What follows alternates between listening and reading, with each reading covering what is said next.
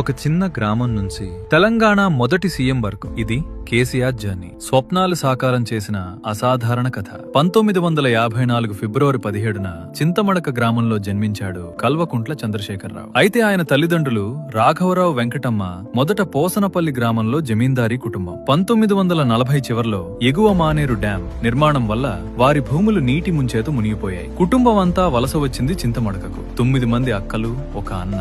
సాధారణ జీవితం మధ్యలోనూ చదువు, సాహిత్యం, రాజకీయాల పట్ల మక్కువ పెంచుకున్నాడు కేసీఆర్. సిద్దిపేటలో డిగ్రీ, ఓస్మానియాలో తెలుగు ఎంఏ పూర్తి చేశాడు. సాహిత్యం, చర్చలు, సినిమా స్క్రిప్టులు, రాజకీయాలు అతని రక్తంలోనే ఉన్నాయి. ఆయన చెప్పే కవితలు, పాడే పద్యాలు ఆయనకే ఆయన సాటి. కాంచె భూమిసురుడు అంబర చుంబి స్థిరస్సర జరి పటల మోరు మోర్లుట దబంగ. 1969 ఏప్రిల్ 23న శోభతో పెళ్లి జరిగింది. పెళ్లి సమయంలో చంద్రశేఖరరావు వయసు కేవలం 15 ఏళ్లు. శోభ వయసు చాలా తక్కువగా ఉండేది. 1970లలో యూత్ కాంగ్రెస్ తో రాజకీయాల్లోకి వచ్చాడు. 1983లో టీడీపీలో చేరి సిద్దిపేట నుంచి 4 సార్లు ఎమ్మెల్యే అయ్యాడు. డ్రాఫ్ట్ మరియు రిలీఫ్ మంత్రి, ట్రాన్స్పోర్ట్ మంత్రి, అసెంబ్లీ డిప్యూటీ స్పీకర్ పదవులు చేశాడు. 2001 ఏప్రిల్ 27న తెలంగాణ అన్యాయం చూసి టీడీపీ నుంచి రాజీనామా చేశాడు. ఎమ్మెల్యే, డిప్యూటీకర్ పదవులు వదిలేశాడు. అదే సంవత్సరం తెలంగాణ రాష్ట్ర సమితి టీఆర్ఎస్ స్థాపించాడు. 2009లో 11 రోజుల నిరాహార దీక్ష సమయంలో ఖమ్మం సబ్ జైల్లో బంధించారు. 2014 జూన్ 2న